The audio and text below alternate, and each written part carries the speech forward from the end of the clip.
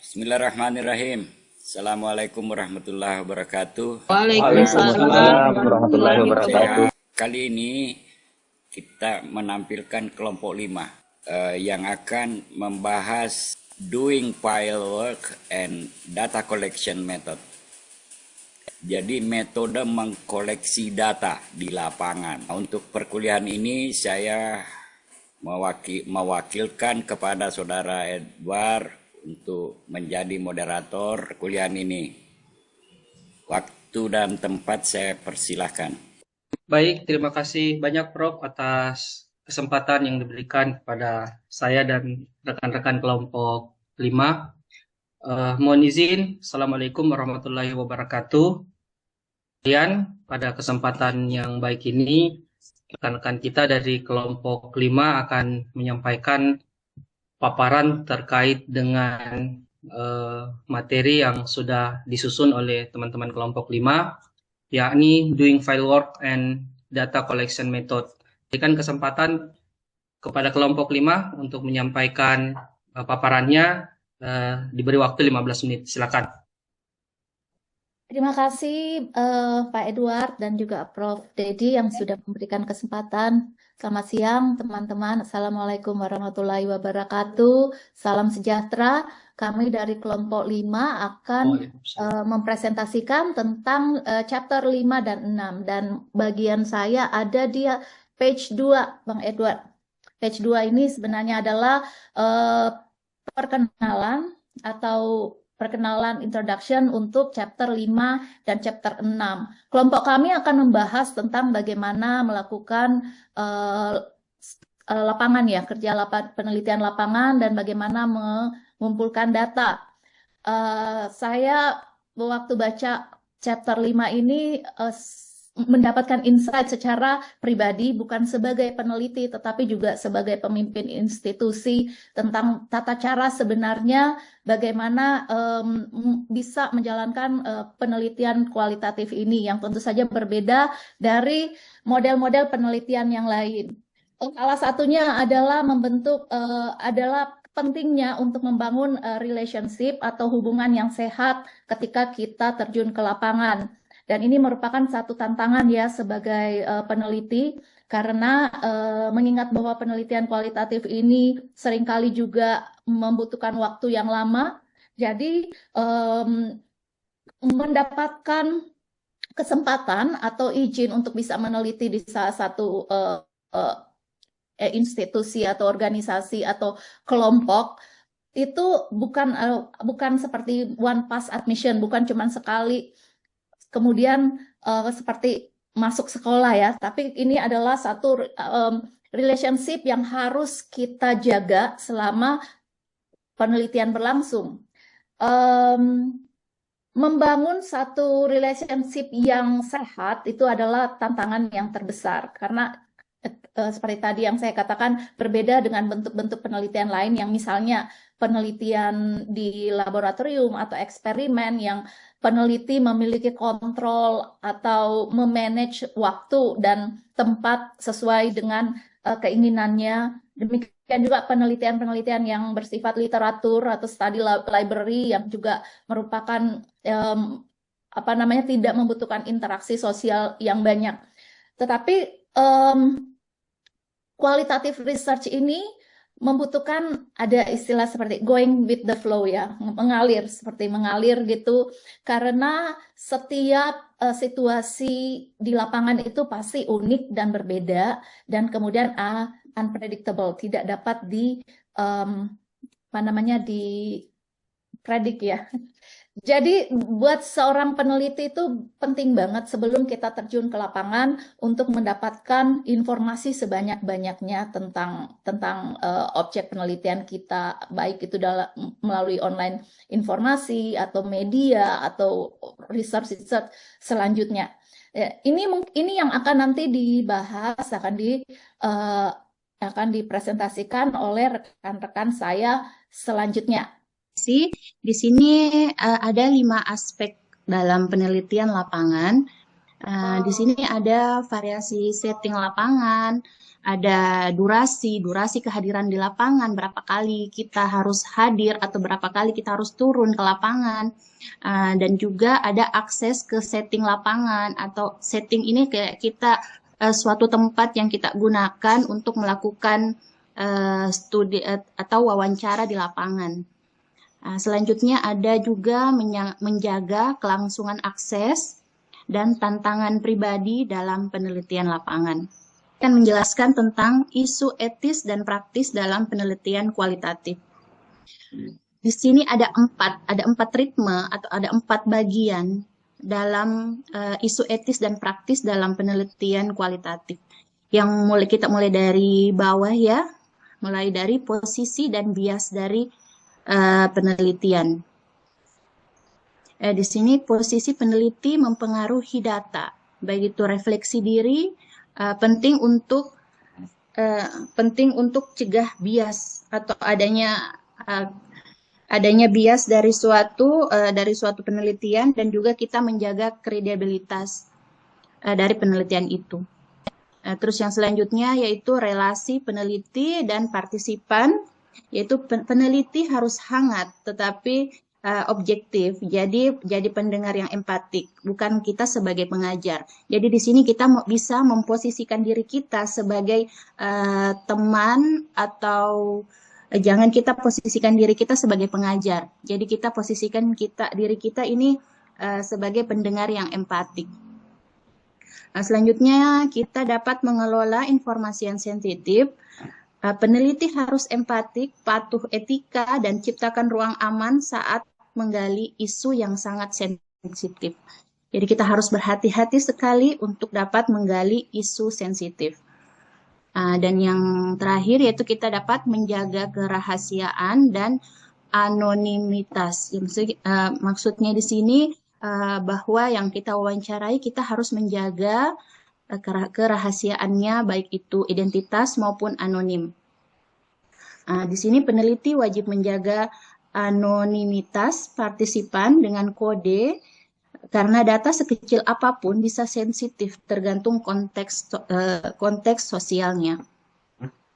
Di sini tantangan utama dalam penelitian kualitatif, yang menjadi tantangan utama dalam penelitian kualitatif yaitu dengan penjadwalan dengan partisipan yang sibuk atau memiliki kesibukan lain. Jadi kita harus dapat mengatur jadwal dengan partisipan kita. Jadi peneliti harus fleksibel dan sabar, karena partisipan kualitatif ini sering sibuk atau memiliki kesibukan yang lain. Jadi kita harus dapat menyesuaikan tanpa mengganggu kenyamanan mereka. Yang kedua yaitu gangguan lingkungan. Di sini peneliti lapangan rentan gangguan. Jadi peneliti perlu strategi atau adaptasi agar dokumentasi dan interaksi tetap optimal. Jadi mungkin yang dimaksud dengan gangguan lingkungan yaitu mungkin tempat kita melakukan wawancara atau tempat kita melakukan survei untuk penelitian kualitatif kita. Jadi kita harus ada antisipasi untuk dapat menjaga gangguan dalam lingkungan. Terus yang ketiga yaitu keamanan dan pengelolaan data. Data kualitatif harus terenskripsi, rutin di backup, dijaga kerahasiaannya demi etika dan integritas penelitian. Terus yang keempat yaitu manajemen energi fisik dan emosional. Peneliti lapangan harus bisa menguras fisik dan emosi. Jadi peneliti perlu menjaga kesehatannya dan punya ruang untuk pemulihan. Mengelola catatan lapangan. Sekarang kita masuk pada mengelola catatan lapangan di sini, berbicara mengenai cantumnya dokumentasi penelitian kualitatif ya. Karena tanpa catatan yang baik, pengalaman berharga yang kita alami di lapangan bisa saja yang hilang. Nah, misalnya saat kita mewawancarai seorang pelaku UMKM, bagaimana ekspresi wajahnya, kemudian nada suaranya, dan dia reaksi spontan. semua itu bisa mengandung makna penting. Kalau kita tidak langsung dicatat, kita bisa lupa detailnya nanti. Selanjutnya, peneliti tidak bisa juga menunda terlalu lama untuk menulis catatan lapangan. Jadi catatan itu sebaiknya dibuat segera setelah kita mengamati sesuatu. Biasanya peneliti mulai dari yang disebut dengan catatan cepat, semacam coretan singkat yang kita tulis di lokasi penelitian. Bisa dalam bentuk kata kunci, simbol, atau potongan kalimat. Nah, jenis catatan lapangan itu biasanya ada dua. Yang pertama catatan faktual dan catatan reflektif. Nah, catatan faktual ini berisi apa yang benar-benar terjadi, objektif tanpa tafsir. Misalnya, saya kasih contoh ya, penjual biasanya mematikan timbangan lalu tersenyum pada pembeli. Nah, sementara catatan reflektif ini berisi respon atau pikiran awal peneliti tentang makna kejadian itu. Nah, mungkin senyuman ini bisa membentuk sebuah strategi agar pembeli tetap merasa nyaman meski harga barang itu dinaikkan. Nah, ini menjadi catatan reflektif yang bisa membantu kita dalam tahap analisis data. Jadi intinya catatan lapangan itu bukan cuma laporan kegiatan, tetapi cermin pengalaman peneliti di lapangan karena merupakan kombinasi antara apa yang dilihat dan apa yang dirasakan. Artinya semakin rajin kita mencatat, semakin kaya pula bahan analisis kita. Next slide. Selanjutnya mengenai format catatan lapangan. Juga ini biasa disebut bahwa tidak ada format baku atau format baku untuk catatan lapangan dalam penelitian kualitatif. Artinya peneliti bebas memilih gaya penulisan sesuai dengan kebutuhan, tapi yang paling penting adalah konsistensi. Artinya catatan itu harus rapi, mudah dibaca, dan bisa diakses kembali dengan mudah saat dianalisis. Kemudian selain itu, banyak juga peneliti juga memakai kode atau simbol.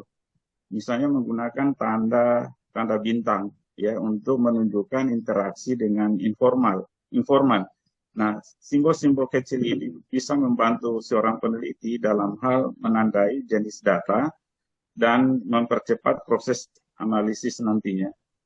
Nah, yang terakhir kita juga harus bicara soal pengelolaan catatan lapangan. Nah, ini bagian yang sering diabaikan, padahal sangat penting untuk menjaga etika dan keamanan data. Teman-teman semua, dalam penelitian kualitatif, kenyataannya di lapangan tidak selalu seperti yang kita rencanakan. Kadang ada tempat penelitian yang sulit dijangkau, bahkan bisa berisiko.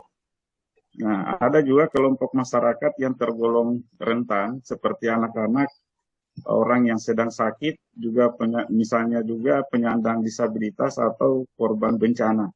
Nah, saat berhadapan dengan kelompok seperti ini, peneliti tidak boleh sembarangan. Oleh karena itu diperlukan sikap hati-hati, penuh empati, dan peka juga terhadap kondisi mereka, baik secara fisik maupun secara emosionalnya. Nah, tujuannya adalah agar proses penelitian tidak menambah beban atau menimbulkan ketidaknyamanan bagi mereka. Selain itu, ada kalanya juga topik penelitian bisa memunculkan emosi baik dari informan maupun dari peneliti sendiri. Misalnya ketika peneliti tentang kemiskinan, ini mungkin mendengar kisah tentang keluarga yang kesulitan, makan setiap hari akan anak yang putus sekolah atau orang tua yang bekerja keras, namun tetap hidup mereka serba kekurangan. Nah, dalam penelitian tentang kehilangan, peneliti bisa berhadapan dengan orang yang baru saja kehilangan anggota keluarga dan masih berduka. Begitu juga dalam penelitian tentang konflik. Ya, peneliti bisa menyaksikan ketegangan antar warga atau mendengar cerita penuh trauma. Situasi seperti ini sangat mungkin membuat peneliti ikut terbawa perasaan. Oleh karena itu penting bagi peneliti untuk tetap profesional, menjaga jarak emosional yang sehat, bersikap empati tanpa larut, dan selalu memegang etika penelitian. Ini yang bisa kami sampaikan untuk mengelola catatan lapangan dan mengantisipasi situasi khusus di lapangan. Rangkai sifat penelitian lapangan, di mana merangkai sifat penelitian lapangan itu yang pertama yaitu melakukan penelitian lapangan adalah inti dari penelitian kualitatif. Beberapa poin pentingnya itu yang pertama, lapangan adalah dunia nyata. Peneliti di sini memasuki setting di mana orang yang menjalani kehidupan sehari-hari mereka, karena peneliti itu perlu menghormati ruang, waktu, dan interaksi sosial yang sudah ada. Terus yang kedua, setiap setting itu unik. Tidak ada aturan tunggal yang berlaku untuk semua. Peneliti harus siap menghadapi variasi setting, durasi, dan dinamika sosial yang berbeda-beda. Yang ketiga, hubungan interpersonal sangat penting. Keberhasilan penelitian lapangan banyak bergantung pada kemampuan peneliti membangun kepercayaan, menjaga akses, serta menyeimbangkan kedekatan dengan objektivitas. Yang berikutnya, etika tidak bisa ditawar. Menjaga kerahasiaan, anonimitas, dan kesejahteraan partisipan adalah tanggung jawab utama. Dilema etis akan selalu muncul dan peneliti harus siap membuat keputusan yang bijaksana. Yang berikutnya, catatan lapangan adalah fondasi data, di mana tanpa catatan yang terstruktur, reflektif, dan aman, pengalaman lapangan akan sulit dianalisis secara mendalam. Dan yang terakhir, lapangan penuh dengan ketidakpastian. Peneliti itu juga harus fleksibel, adaptif, dan siap menghadapi situasi yang sensitif, beresiko, atau penuh kejutan. Dari secara keseluruhan, kita bisa simpulkan bahwa penelitian lapangan menuntut kombinasi keterampilan intelektual, sosial, emosional, dan praktis. Itulah sebabnya banyak peneliti menganggap pengalaman di lapangan sebagai bagian yang paling menantang sekaligus penting dan paling berharga dalam penelitian kualitatif. Baik, kita memasuki chapter 6 yaitu metode pengumpulan data. Yang pertama, pengertian definisi data itu adalah kumpulan fakta yang mempresentasikan karakteristik objek atau fenomena. Bisa bersifat kualitatif, dalam kurung naratif, kuantitatif, dalam kurung angka, dan berfungsi sebagai dasar analisis ilmiah. Ini kita masuk, ada dua jenis data penelitian yang dibahas itu data lapangan yang tadi yang rekan saya juga sudah membahas sebagian, di mana data kualitatif itu yang berisi tentang informasi mentah yang dikumpulkan langsung dari lingkungan sosial melalui observasi, wawancara langsung, atau partisipasi. Karena bersumber langsung dari realitas, data ini juga mencerminkan kondisi sosial secara autentik dan kontekstual. Dan yang kedua, data terstruktur. Yang kedua itu, Yang kedua itu data eksperimen. Adalah informasi yang dikumpulkan melalui pengamatan sistematis dalam kondisi yang dikendalikan. Biasanya digunakan untuk menguji hipotesis atau menjawab pertanyaan penelitian secara fokus dan metodologis. Nah, sini kita membahas masalah metode pengumpulan data kualitatif secara wawancara, di mana penelitian kualitatif ini merupakan teknik utama untuk menggali makna dan pengalaman partisipan secara langsung dan mendalam. Metode ini memungkinkan peneliti memahami realitas sosial dari perspektif partisipan dan menangkap narasi pribadi, pandangan, serta motivasi yang tidak selalu melihat melalui observasi. Di mana kita tahu sendiri di sini metode pengumpulan data kualitatif itu ada banyak cara. Yang pertama wawancara itu interview, yang kedua observasi, yang ketiga dokumen atau arsip, Dan yang keempat, artefak fisik atau budaya. Di mana di sini semuanya bisa kita gunakan untuk mengumpulkan data secara kualitatif sehingga kita mampu memperoleh data secara kompleksitas, secara realitas sosial, secara reflektif dan interpretatif. Ini kita memasuki bentuk-bentuk wawancara, ada 3. Yang pertama yang dibahas di sini, wawancara terstruktur. Di mana wawancara terstruktur ini menggunakan pertanyaan baku yang disampaikan secara lisan kepada semua partisipan mirip kuesioner. Tujuannya untuk memperoleh data seragam yang mudah dibandingkan antara responden. Ini mungkin kita bisa gunakan untuk mewawancara langsung responden, peneliti face to face terhadap responden yang akan diteliti. Yang kedua, wawancara semi terstruktur yaitu menggunakan panduan topik utama namun fleksibel, mengikuti respon partisipan sehingga tetap fokus sekaligus menangkap makna yang muncul secara spontan. Yang berikutnya, wawancara tidak terstruktur. Menyerupai percakapan bebas dengan arahan minimal digunakan untuk memahami fenomena secara terbuka meski sulit dikendalikan. Pendekatan ini menghasilkan data yang kaya dan konseptual. Jadi dalam prakteknya ini wawancara semi struktural memang paling banyak digunakan dalam penelitian kualitatif karena mampu menyeimbangkan antara konsistensi metodologis dan fleksibilitas eksploratif.